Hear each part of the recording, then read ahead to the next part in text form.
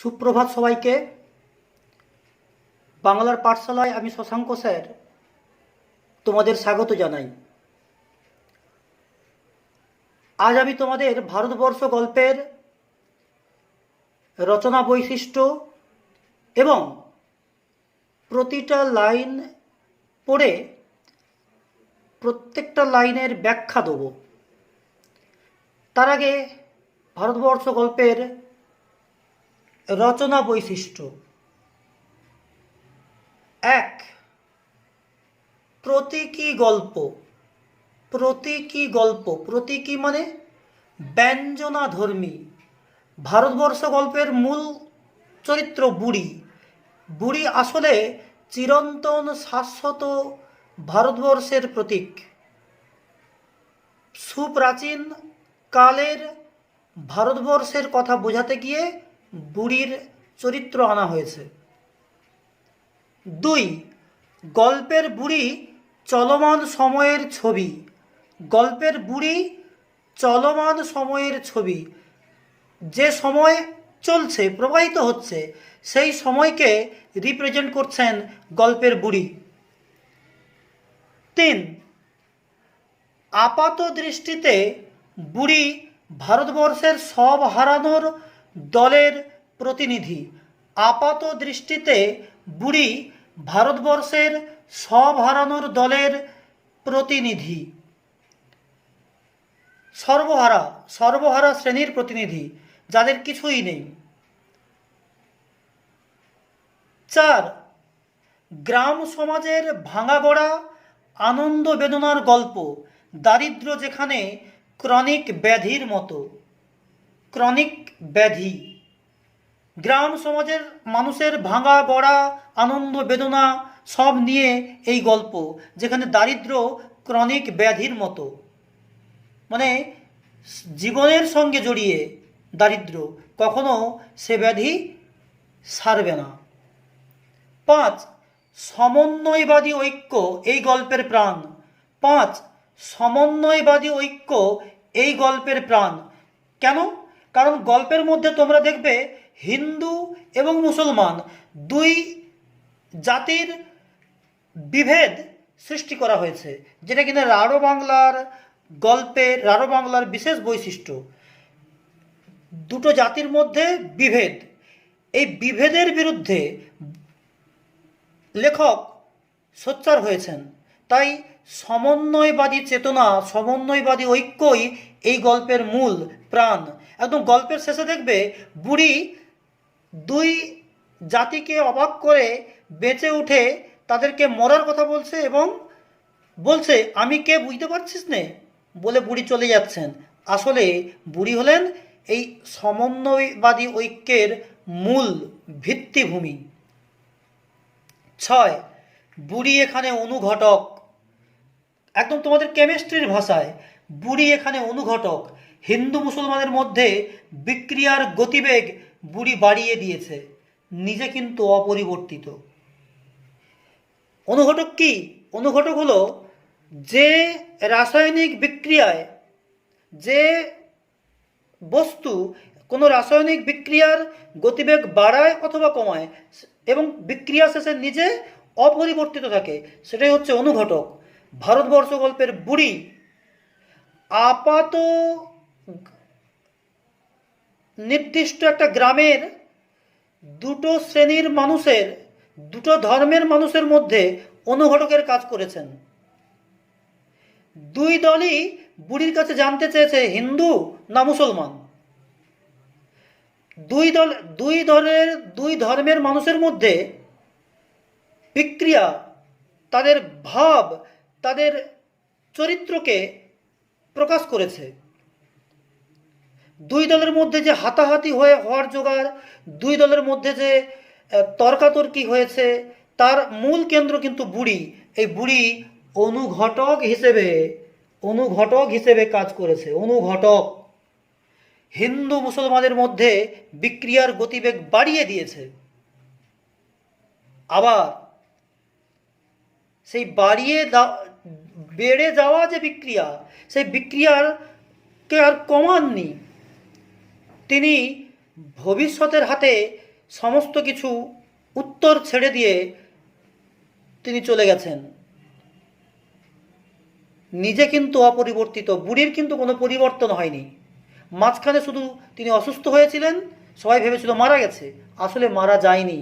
আসলে ভারতবর্ষ অসুস্থ হয়ে যায় যখন হিন্দু মুসলমানের মধ্যে দাঙ্গা শুরু হয়, হিন্দু মুসলমানের মধ্যে বিভেদ শুরু হয়, তখন ভারতবর্ষ অসুস্থ হয়।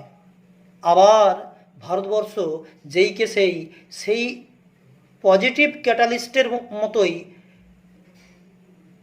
অপরিবর্তিত থাকেন। তাহলে ভারতবর্ষ গল্পের এই বৈশিষ্ট্যগুলোকে সামনে রেখে আমরা বইতে পড়ার দিকে এগিয়ে যাব।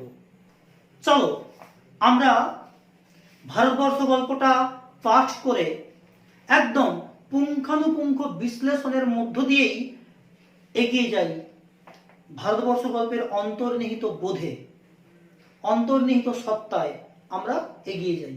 ভারতবর্ষ, গল্পকার সৈয়দ মুস্তাফা সিরাজ। পিচের সড়ক বাঁক নিয়েছে যেখানে, সেখানেই গড়ে উঠেছে একটা ছোট্ট বাজার। পিছনে গ্রাম, ঘন বাঁশ বনে ঢাকা। গ্রামে বিদ্যুৎ নেই। ভেবে দেখো, ভারতবর্ষের যে অর্থনৈতিক পরিকাঠামো, সেই পরিকাঠামোয় দাঁড়িয়ে ভারতবর্ষের ঘুমধরা সমাজের চিত্র কিন্তু এখানে ফুটিয়ে তোলা হচ্ছে। গ্রামে বিদ্যুৎ নেই, তথাকথিত সভ্যতার আলো বলতে আমরা এখন যা বুঝি, সেই বিদ্যুতের সংযোগ কিন্তু গ্রামে নেই।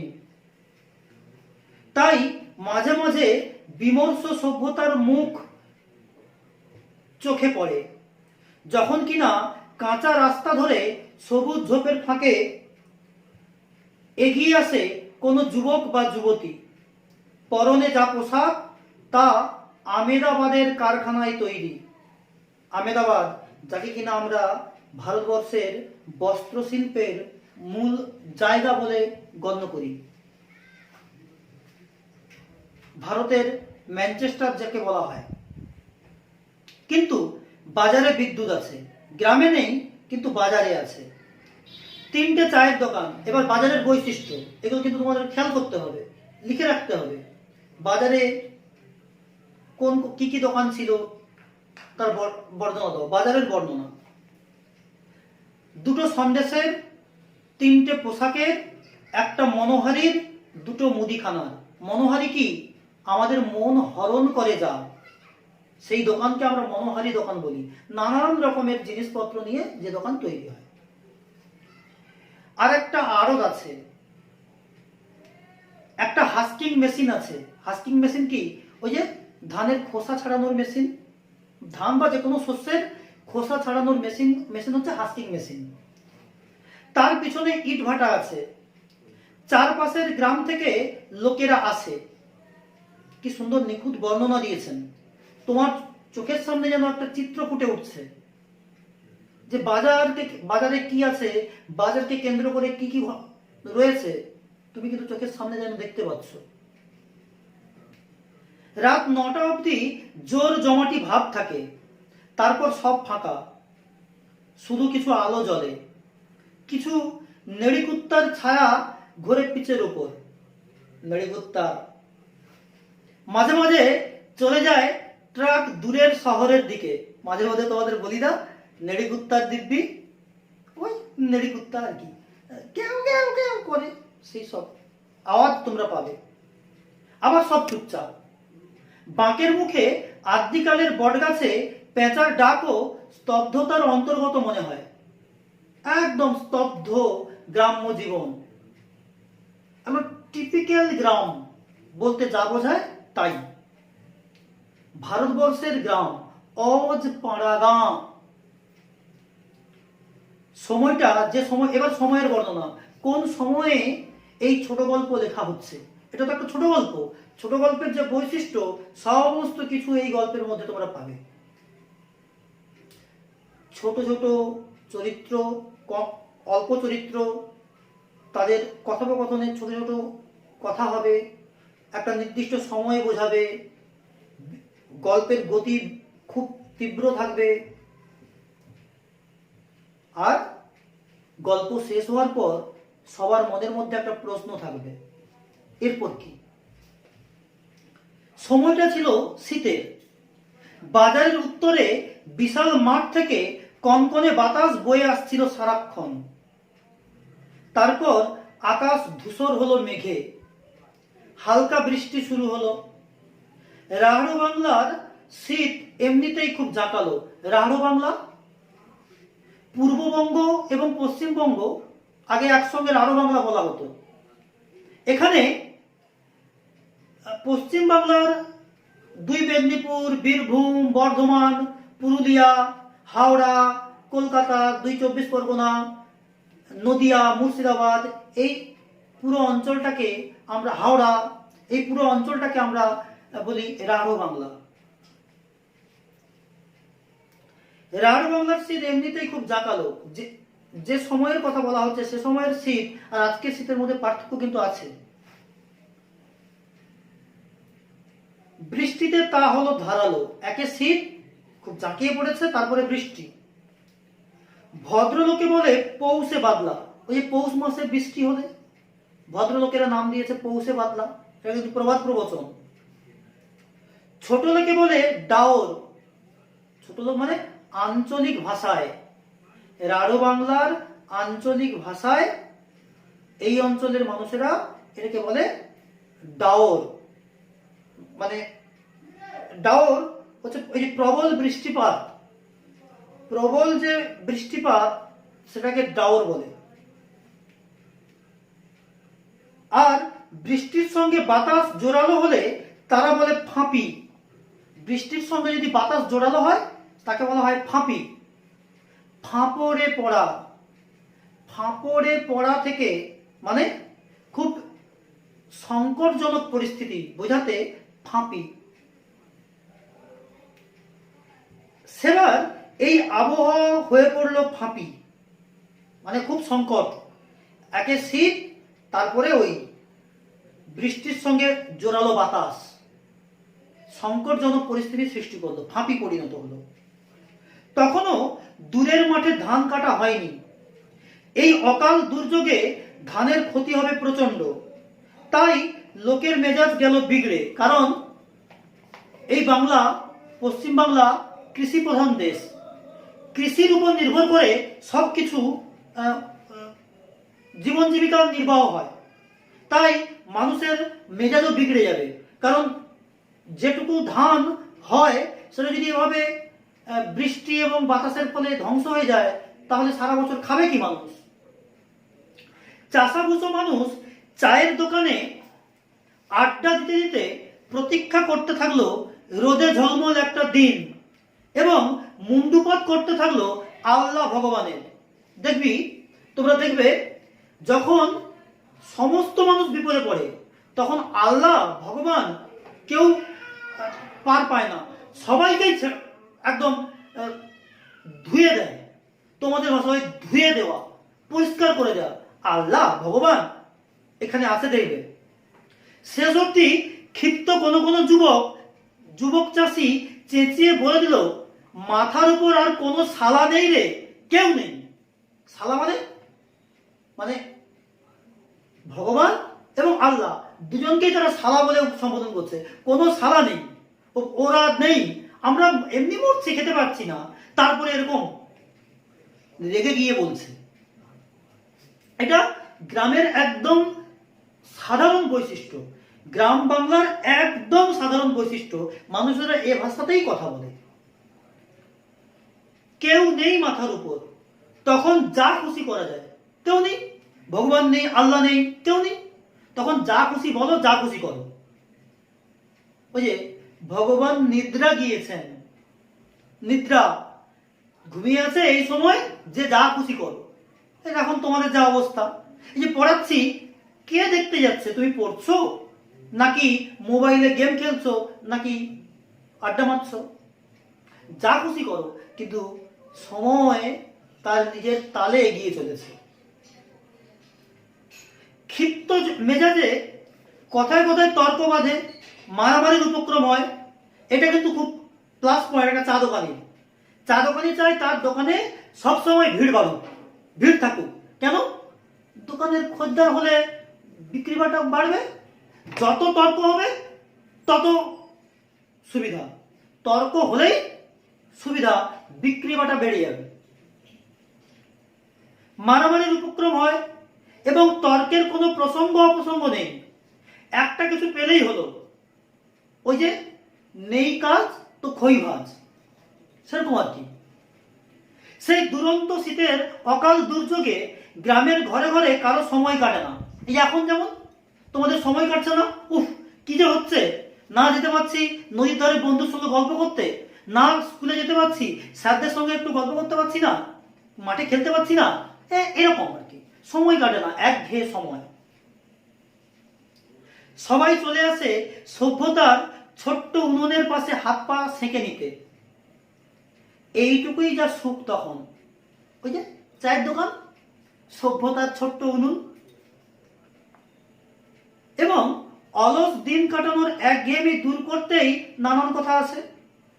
একঘেয়েমি দূর করতে হবে, তাই যে যেরকম পারে বলে, আর তার জায়গায় অন্য কেউ উত্তর দেয়, তর্ক চলে।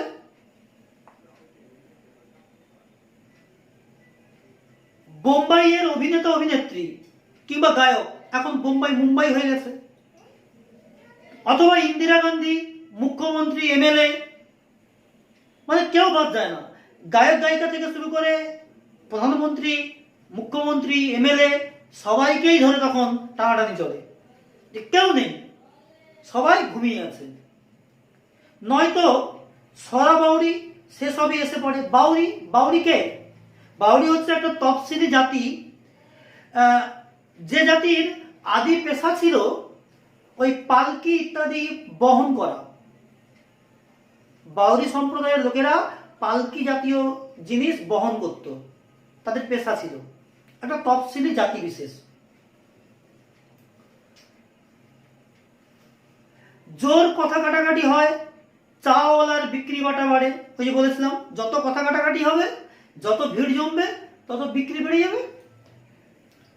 ধানের মরশুম, আজ না হোক কাল পয়সা পাবেই, চাওয়ালাও দিয়ে যায়।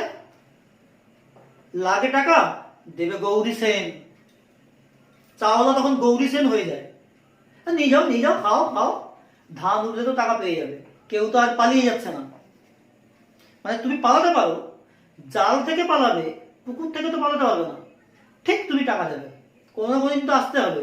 ওই ঠেকের যে আড্ডা পাবে কোথায়? তার রস নেওয়ার জন্য তো আসতে হবে রে বাবা। তাই ধারের অঙ্ক বেড়ে চলে, ধার বাড়ে, বাড়ুক, কি আসে যায়। সেই সময় এলো এক বুড়ি। কোন সময়? যে সময় বুড়ির আগমন ঘটেছিল সেই সময়ের বর্ণনা দাও। ইম্পর্টেন্ট কোশ্চেন, কিন্তু 5 নম্বরের প্রশ্ন থাকতে পারে। তোমাকে এর আগে যা ঘটনা ঘটলো সবটা বলতে হবে। এক বুড়ি, বুড়ি নাম নেই, পদবী নেই, নাম গোত্রহীন, নাম পদবীহীন বুড়ি। কেন? গল্পকথকের আসল উদ্দেশ্য এই যে ভারতবর্ষকে তুলে ধরা, ভারতবর্ষের কথা বলা। বুড়ি কে? বুড়ি আসলে সেই ভারতীয় ভারতবর্ষ, ভারতের আত্মা।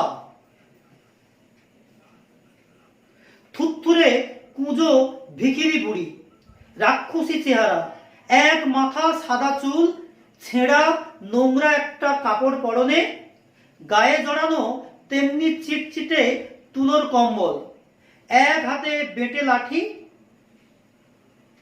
এক হাতে বেটে লাঠি। তাহলে বুড়ির বর্ণনা, বুড়ির বর্ণনা কোশ্চেন কিন্তু। 2021 সালে উচ্চ মাধ্যমিকের জন্য ভারতবর্ষ গল্পটা ভীষণ ভীষণ গুরুত্বপূর্ণ, কারণ 2020-তে এখান থেকে কোনো প্রশ্ন পড়েনি।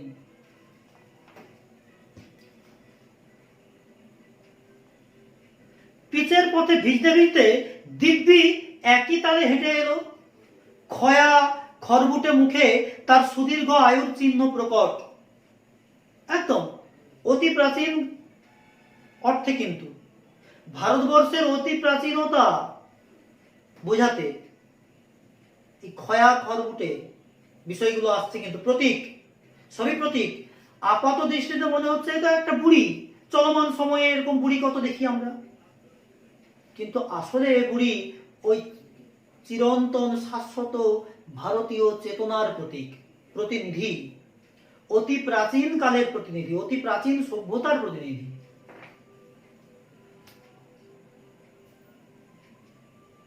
তর্কের মধ্যে চায়ের দোকানে ঢুকে সে চা চাইল, সে তাকে দেখে সবাই তর্ক থামালে। এই দুর্যোগে কিভাবে বেঁচে পড়তে হেঁটে আসতে পারলো সেটাই সবাইকে অবাক করেছিল। মানে অবাক, সবাই তর্ক করছে, হঠাৎ করে এরকম বুড়ি এরকম দুর্যোগের সময় এসে গেছে, আবার বেঁচে আছে। চা খুব আরামে গিলে বুড়ি সবার মুখের দিকে তাকালো, কিন্তু কিছু বলল না। তখন একজন তাকে জিজ্ঞেস করলো, ও বুড়ি, তুমি এলে কোত্থেকে? বুড়ি বড় মেজাজি, গজগজ করে জবাব দিল, সে কথায় তোমাদের কাজ কি বাছারা? ওরা হেসে উঠল। ওরে বাবা, ভারী তেজি দেখছি, এই বাদলায় তেজি টাট্টুর মতন বেরিয়ে পড়েছে।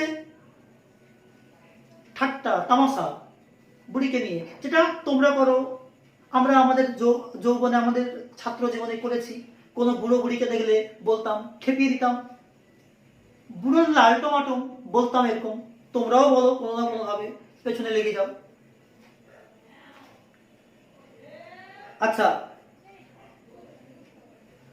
বুড়ি খেপে গেল, তোমাদের কর্তা বাবা টাট্টু, খবরদার অকথা কুকথা বলো না, আমি যেখানে থেকেই আসি লোকের কি।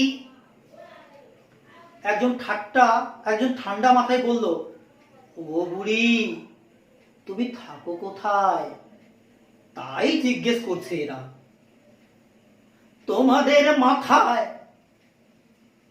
প্রতীক, ভেবে রাখো, প্রতীক, সিম্বল, তোমাদের মাথায় মানে সমস্ত জনজাতির মাথায় ভারতবর্ষ। বুড়ি আসলে ভারতবর্ষ, সেই কারণে বলছে যে তোমাদের মাথায় থাকি, তোমাদের মাথায় থাকি। বলেই সে কম্বলের ভেতর থেকে একটা ন্যাকড়ায় বাঁধা পয়সা খুলতে থাকলো। তারপর চায়ের দাম মিটিয়ে আবার রাস্তায় নামলো। জায়গাটা কিন্তু বোঝো, একদম ওই যে বলেছিলাম অনুঘটক, যারা বসেছিল তাদের মধ্যে একটা বিক্রিয়া যেন বাড়িয়ে দিল, বিক্রিয়ার গতিবেগ বাড়িয়ে দিল, অনুঘটকের কাজ করলো। সবাই একটা উৎসুক ব্যাপার, কি ব্যাপার রে, আরে কি এই বুড়ি কি কি বলতে চায়, এরকম। লোকেরা চেঁচিয়ে উঠলো, মরবে রে, নির্ঘাত মরবে বুড়িটা। বুড়ি ঘুরে বলল, তোরা মর, তোদের শত গোষ্ঠী মরুক। সবাই দেখলো বুড়ি নড়বড় করে বাঁকের মুখের বটতলায় গেল। বটতলাটা ফাঁকা, মাটি ভিজে প্রায় কাদা হয়ে রয়েছে। সে সবার অবাক চোখের সামনে সেখানে গিয়ে গুঁড়ির কাছে একটা মোটা শেকড়ে বসে পড়ল। শেকড়টার পিছনে গুঁড়ির গায়ে খুঁদল আছে, সেখানে পিঠ ঠেকিয়ে পা ছড়ালো সে। বোঝা গেল বুড়ির এ অভিজ্ঞতা প্রচুর আছে, অর্থাৎ সে বৃক্ষবাসিনী, বৃক্ষে বাস করে যে, বৃক্ষবাসিনী। কেউ কেউ বলল, বরং বারোয়ারি তলায় গেলেই পারত। বারোয়ারি তলা গ্রামের সবাই যেখানে এসে বসে আড্ডা মারে, বারোয়ারি তলা দেবতার স্থান, নির্ঘাত মরে যাবে। এ কথার পর স্বভাবত এবার বুড়িকে নিয়ে অনেক কথা এসে পড়লো, আবার জমে গেল।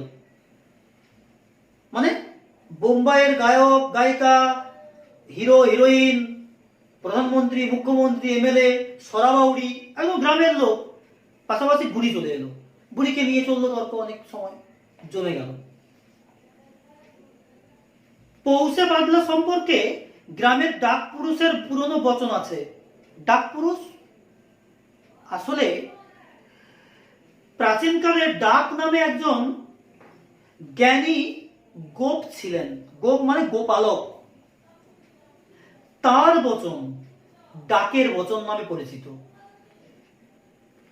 প্রাচীনকালে খনা খনা বলে একজন বিদুষী রমণী ছিলেন, যার বচন খনার বচন হিসেবে পরিচিত।